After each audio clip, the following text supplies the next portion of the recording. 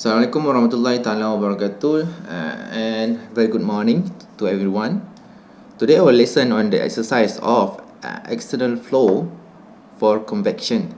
I wrote you one exercise that I collect in the book with the number of 7.26. Okay, let me read through for you.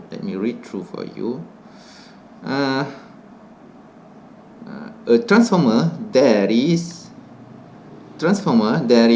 10 centimeter long.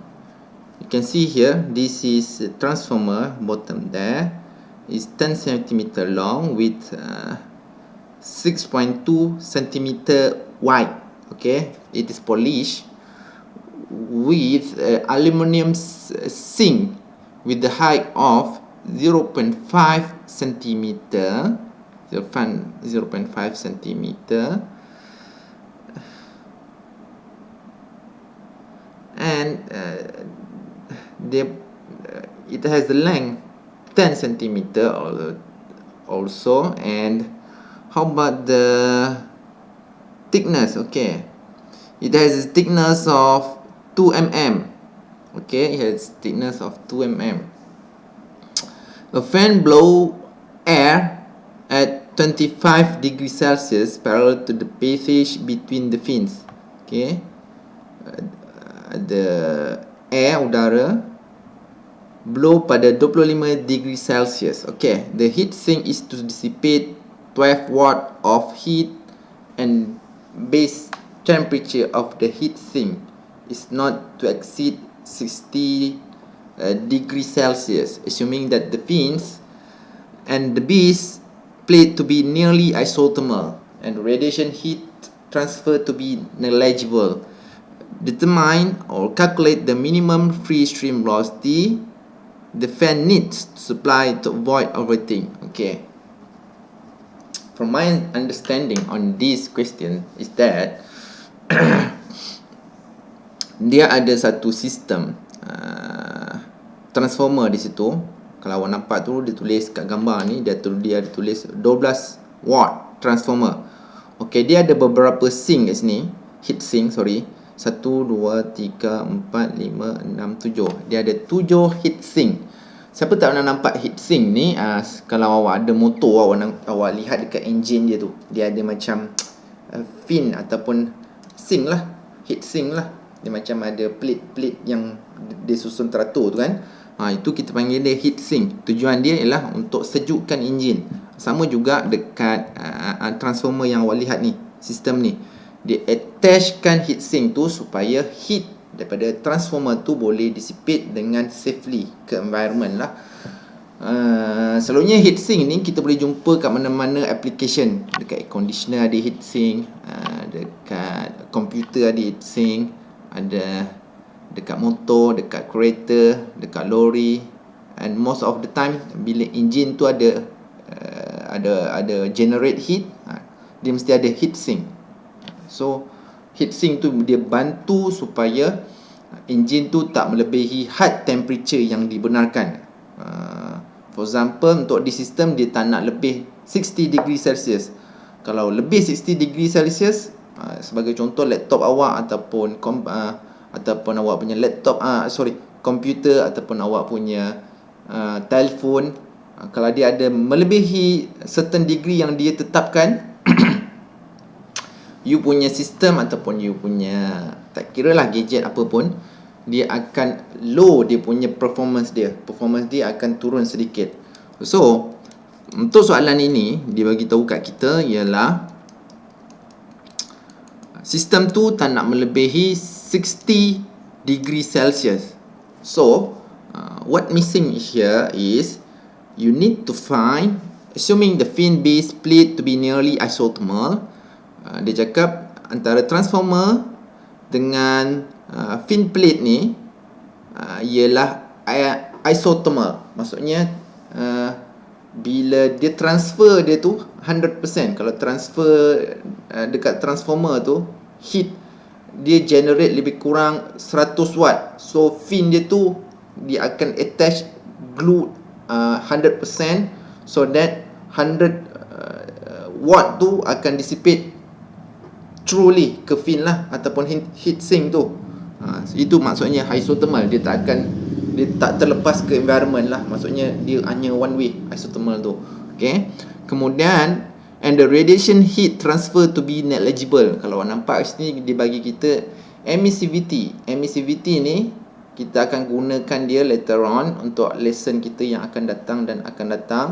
Kita akan gunakan dia untuk heat transfer dalam radiation. Okay, yang kita belajar ni, yang kita belajar ni ialah convection untuk external flow. Okay, yang Dr. Hidawati ajar awak conduction. So untuk next lesson kita akan belajar convection dalam internal flow. Kemudian kita akan belajar natural convection, maksudnya tiada udara yang mengalir ke atas bahan yang awak kaji tu. Kemudian second last topic kita akan cover on radiation, and after that barulah kita masuk topik heat exchanger. Macam banyak topik kan. Kita hanya ada tinggal lebih kurang 6 minggu. Sekarang minggu 9, minggu depan minggu 10. But no sweat. Saya akan buat lebih laju. Dan make sure you akan buat lot of exercises lah, apart from what I've given you example here. Kan? So, how to start this? First of all, we need to write a given. If you love to sketch, it's up to you. Kalau you sketch, boleh nampak lagi jelas lah apa yang you buat ni.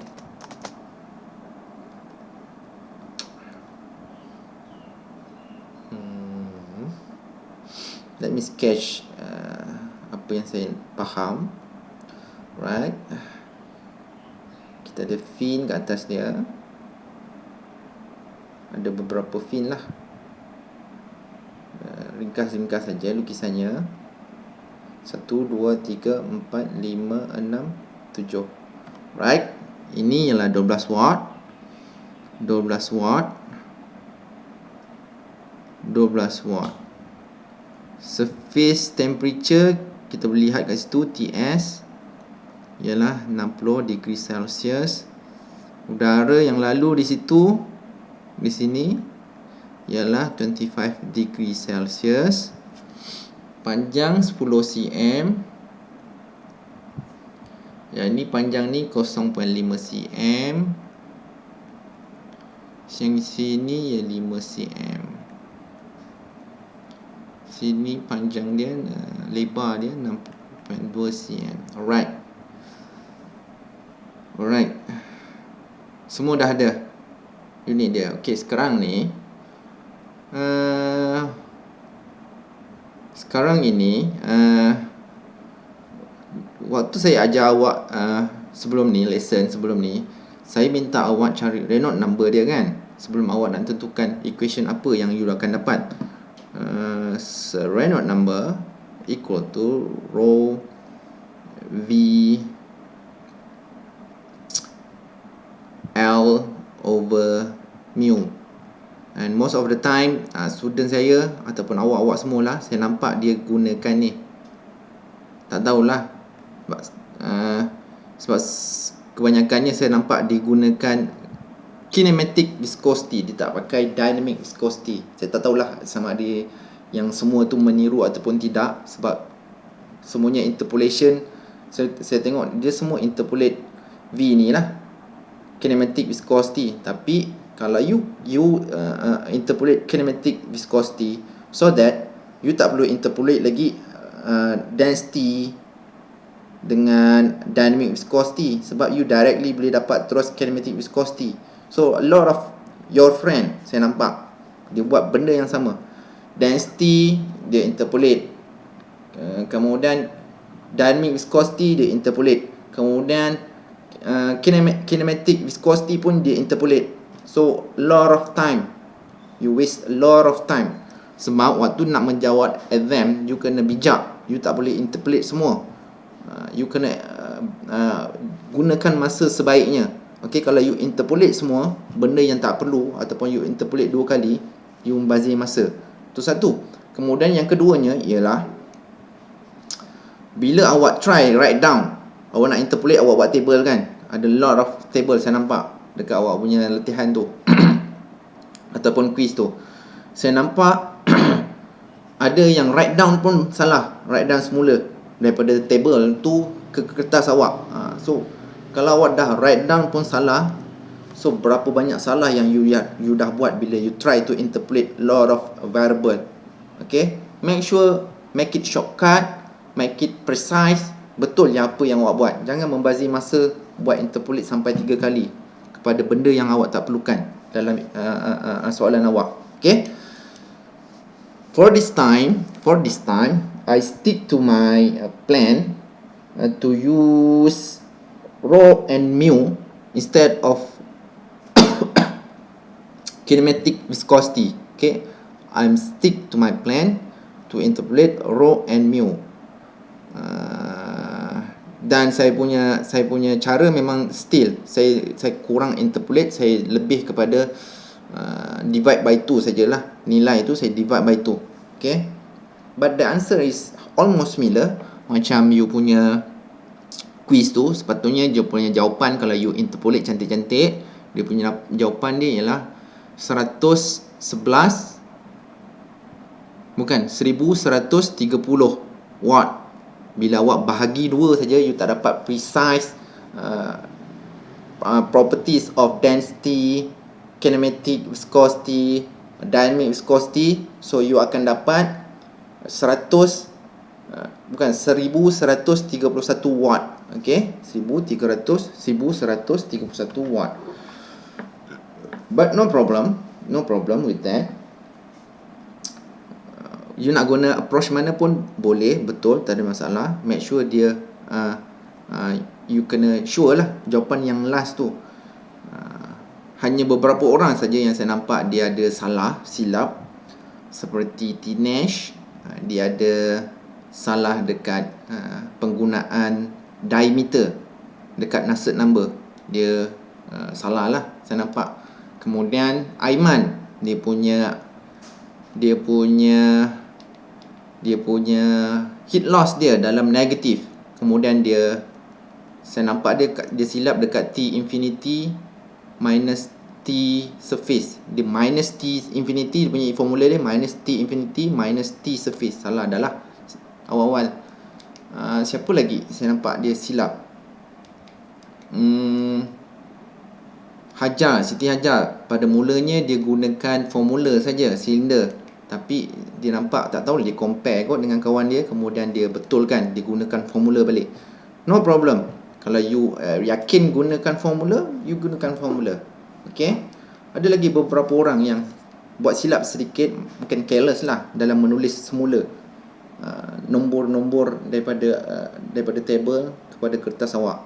Okay. Dan most of your kawan semua tu betul jalan kira dia. Okay, no problem.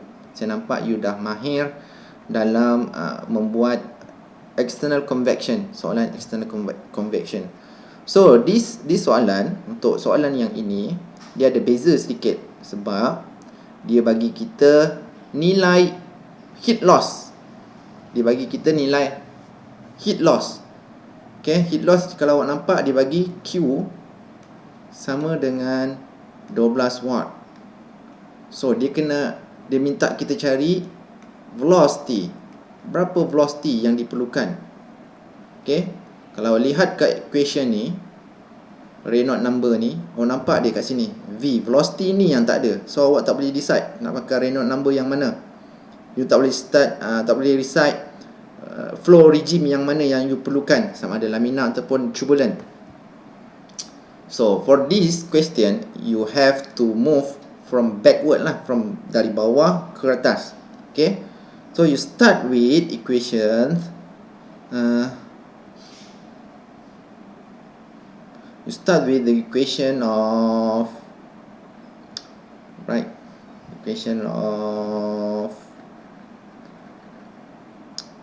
Q equal to A S H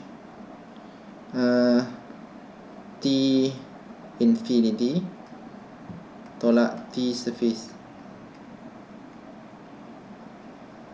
T infinity tolak T surface. So H yang U tak ada,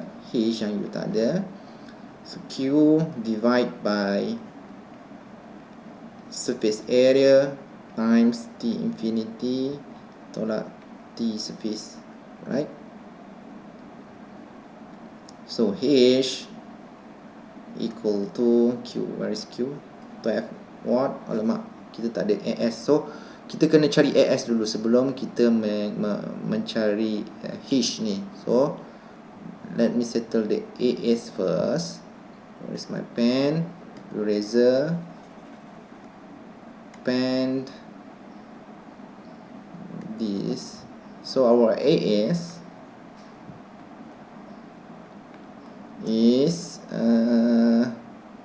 kalau nampak dekat transformer kita sebelah ni, kita ada fins. Okay, dia lebih kurang plate lah, garis lurus lah, ataupun garis lurus, ada plate lah, ataupun yang kita belajar flat flat plate yang diletak secara horizontal. Sekarang ni flat plate tu diletak secara vertical. Okay. So kita kena cari surface area untuk fins ni. So saya kira tadi ada 7 fin. 7 fin. Dekat setiap satu fin tu ada 2 permukaan. So 2 darab tinggi 0.5 darab panjang. Pen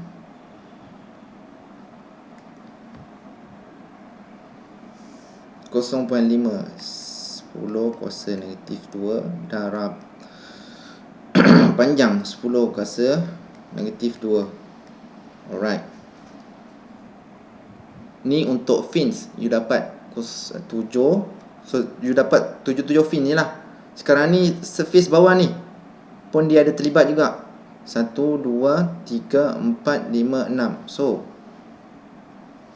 So kalau keseluruhan ni letak AS1, ni AS2.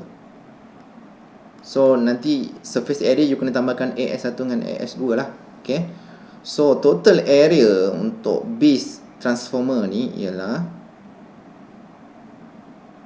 10 darab 10 negatif 2 darab 6.2 darab 10 negatif 2. Right. So you kena tolakkan dengan thickness of the fin. Thickness dia lebih kurang 2 mm tadi, bukan lebih kurang. Nombor bulat yang dibagi 2 darab 10 kuasa negatif 3 darab 10 panjang dia negatif 2. Right. Kemudian ada berapa space? 1, 2, 3, 2, 4, 6. So you calculate ni. So surface area total you akan dapat di sini ialah 0.00118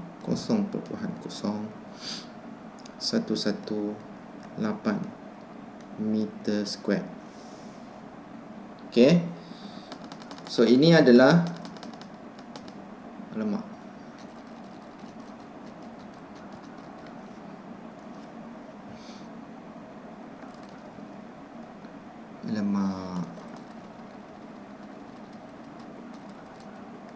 no problem.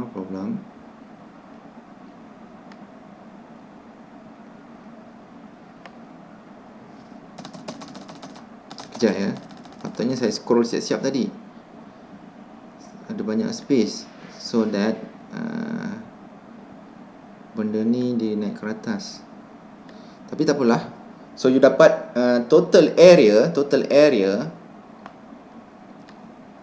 surface area ialah 0.0118. So main technical issue lah kat sini. So you dapat surface total area untuk bahagian yang kena udara ni ialah 0.0118 meter square. So continue, you kena continue lah, gunakan equation ni. H equal to Q divide by AS, T infinity tolak TS. Okay, let me write again di sini. Hence hitam H Q AS T infinity minus TS, right? So H sini ialah 12 watt bagi area 0.0118. T infinity yang kita ada environment, sebab dia kecil, so saya ambil TS lah yang besar sebab dia boleh bertukar arah kan. So 60 tolak 25. Why suddenly dia tak boleh follow? So H you akan dapat lebih kurang 29.05. Watt per meter square degree C. Okay, you akan dapat H di sini. So you continue dengan Nusselt number pula. Nusselt number H divide by K times L. Okay, L sama juga. Do you need this? You don't need this sebab you need this. You dapat Nusselt number. Okay, H 29.05 darab L 10 bagi K. So K di sini you perlu tengok table. So T dia bersandarkan kepada you punya T infinity tambah T surface divide by 2. Dapatkan temperature film, kemudian you dapatkan nilai conductivity coefficient of heat transfer pada T film. Okay, so the K is there. Saya dah cari, dah siap-siap. The K is there is 0.026. 0.026 8. So you get around 100 and 27. Why this isn't smooth? This I don't really care. Okay, you dapat Nusselt number. So the unit, you don't have a unit here. You don't have a unit because Nusselt number is a dimensionless. And after that, from T film itself, you dapat nilai conductivity coefficient, okay, K from table. You also need to find the Prandtl number based on that T film. So lebih kurang nilai dia ialah 0.7248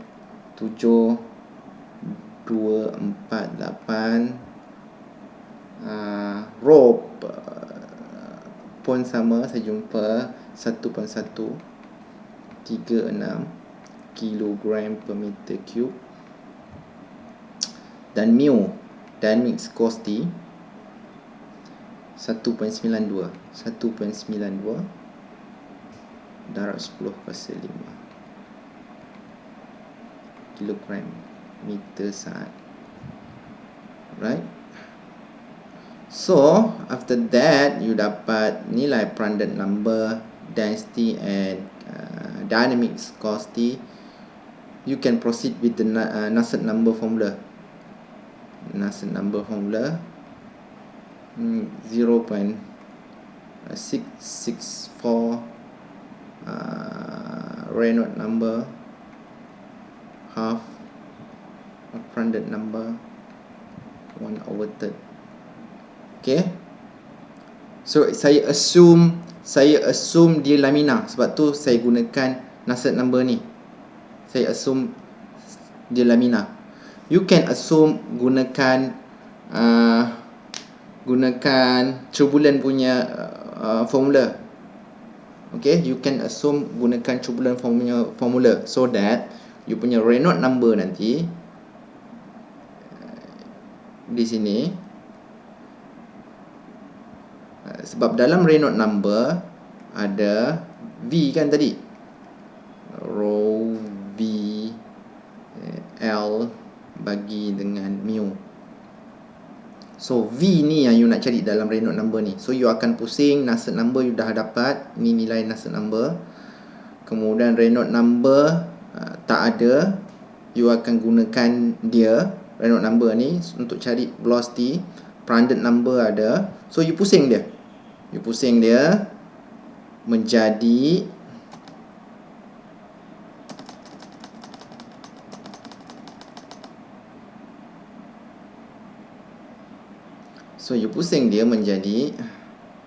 Penske too big. You are pusing dia Reynolds number equal to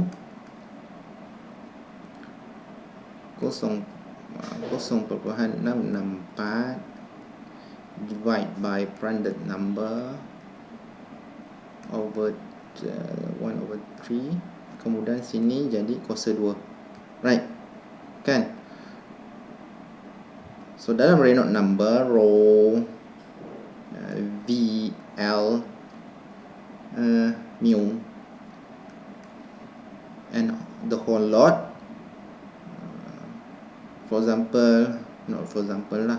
tulis balik saja, 0.664 Prandtl number 1/3 2, pusingkan dia,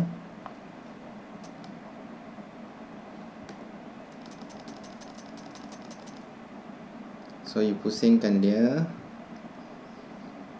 V equal to mu L over rho and 0.664 Prandtl number 1/3 kuasa 2. So you can get velocity lebih kurang 5.598 meter per saat. So you can look at this question again and again. I will upload this exercise with the video itself, how I solve. Mungkin saya akan rearrange lah. Yang ini nombor 1, saya rearrange ni nombor 1. Sorry for the technicality. Sini nombor 2. So ini nombor 3. Okay, saya akan rearrange ni dan saya akan upload solution ini di Google Classroom lah, and together with the video itself. You can see my video in the YouTube. This is the exercise most difficult one. Saya cari dalam buku tu, yang mana yang dia try to pusing awak. Semuanya macam soalan macam yang saya bagi awak quiz tu lah.